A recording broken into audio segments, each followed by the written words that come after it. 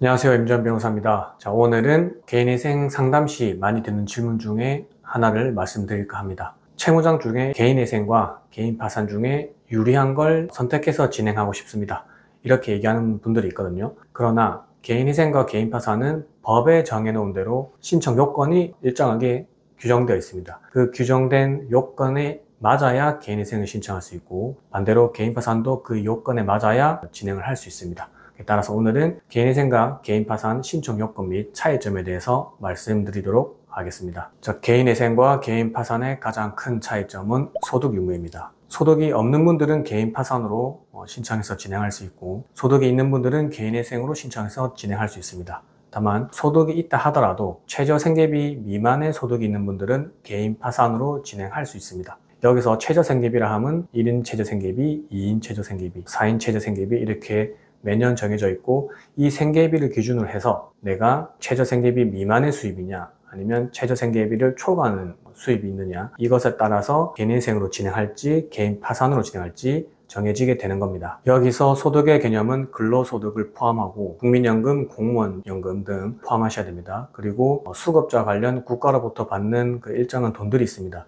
그 돈도 일단은 소득으로 다 보게 됩니다. 그래서 개인 파산을 신청하게 될 경우에는 수급자 관련 돈은 어느 계좌로 받는지, 금액은 또 얼마로 받는지 이런 것들을 다 조사해서 보고서에 기재하고 있습니다. 자, 제가 설명드린 대로 개인회생과 개인 파산은 그 처음부터 시작이 다릅니다. 내 소득이 얼마인지를 명확하게 파악하시고, 그 소득이 최저생계비 미만이라면 개인 파산으로 진행하실 수가 있고, 최저생계비를 초과하는 금액이라면 개인회생으로 진행할 수 있습니다.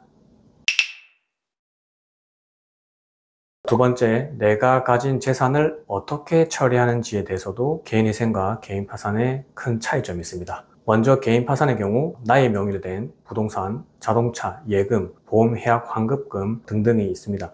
이런 것들을 환가를 합니다. 환가 대상이라고 하고, 환가를 한다는 것은 아까 말씀드린 그런 내 명의로 된 재산들을 처분해서 현금화시킨 후에 채권자들에게 평등 배당을 할 수 있게 하는 작업들을 이제 환가라고 하고요. 개인 파산은 나의 명의로 된 부동산, 자동차, 예금, 보험, 해약, 환급금 등을 파산관제인이 환가한 다음에 채권자에게 나눠줘야 되기 때문에 결국 내 명의로 된 재산은 모두 처분된다고 생각하시면 됩니다. 내 명의로 된 아파트를 가지고 개인 파산을 진행하실 수 없어요. 가끔 아파트를 살리고 싶다고 말씀하시면서 나는 환가에 동의할 수 없다 이런 얘기 하시는 분들이 있는데, 개인 파산에서는 그게 용납되지 않는 개념입니다. 반면 개인회생의 경우 아까 말씀드린 나의 명의로 된 부동산, 자동차, 예금, 해약, 환급금 등을 처분할 필요가 없습니다. 대신 그 재산의 모든 가치를, 가액이라고 하죠, 그것을 청산가치의 개념으로 봅니다. 그리고 그 청산가치의 개념을 기준으로 했을 때 내가 개인회생 시 36개월, 48개월, 60개월 동안 변제하는 총 변제금이 청산가치를 넘어서야 개인회생으로 진행할 수 있습니다. 결론은 개인파산은 내 명의로 된 재산을 처분해야 하고, 개인회생의 경우에는 내 명의로 된 재산을 보존하면서 지키면서 진행할 수 있다는 큰 차이점이 있습니다. 세 번째, 개인 파산은 면책받으면 끝이고, 개인회생은 변제 계획안 대로 충실하게 변제해야 끝이 납니다. 개인 파산의 경우에는 많은 절차가 있죠. 그 절차가 다 끝나고 면책 결정이라는 것을 받으면 사실상 다 끝이 납니다. 더 이상 채권자가 채무자에게 독촉 및 추심을 할 수 없고요. 그리고 채무자도 채권자에게 더 이상 채무를 변제할 의무가 사라지게 되는 겁니다. 그것은 이제 면책 결정이라는 법원의 결정이 나오는 순간 이제 끝이 나는 거죠. 반면에 개인회생의 경우에는 변제 계획안대로 36개월, 48개월, 60개월 이 기간 동안 매월 변제금을 착실히 납부해야 나중에 면책 결정을 받을 수 있습니다. 만일 3개월 이상 그 변제금을 납부하지 못하게 될 경우에는 힘들게 받아온 개인회생 인가 결정이 나중에는 폐지될 수 있기 때문에 주의가 필요합니다.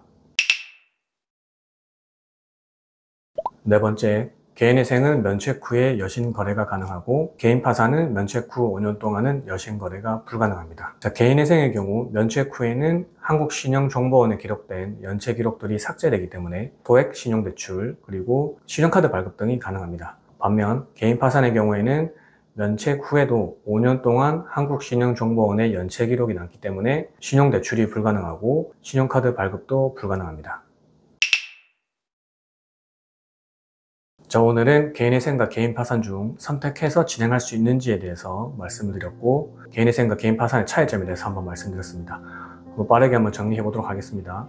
첫 번째, 개인회생과 개인 파산의 가장 큰 차이점은 소득 유무입니다. 소득이 없는 분들은 개인 파산으로 진행, 소득이 있는 분들은 개인회생으로 진행. 다만 소득이 있다 하더라도 최저생계비 미만의 소득이 있는 분들은 개인 파산으로 진행을 하셔야 됩니다. 두 번째, 내가 가진 재산을 어떻게 처리하는지도 가장 큰 차이점에 해당합니다. 개인 파산의 경우 내 명의로 된 재산은 처분한다고 보시면 되고, 그걸 환가라고 합니다. 환가에서 현금화 시킨 다음에 채권자들에게 배당을 하게 됩니다. 반면 개인회생의 경우 나의 명의로 된 재산을 처분하실 필요가 없고, 다만 총 변제금이 그 청산 가치를 넘어설 수 있게 충분한 변제를 하는 게 중요합니다. 세 번째, 개인 파산은 면책받으면 그 즉시 끝이 나는 겁니다. 채무가 없죠.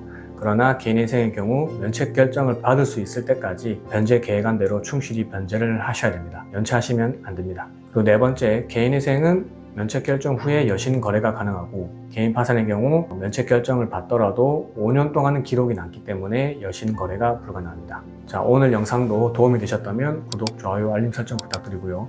혹시나 더 궁금한 점 있으시면 법무법인 율마루로 전화 주시거나 댓글 달아주시면 성실히 답변 드리도록 하겠습니다. 감사합니다.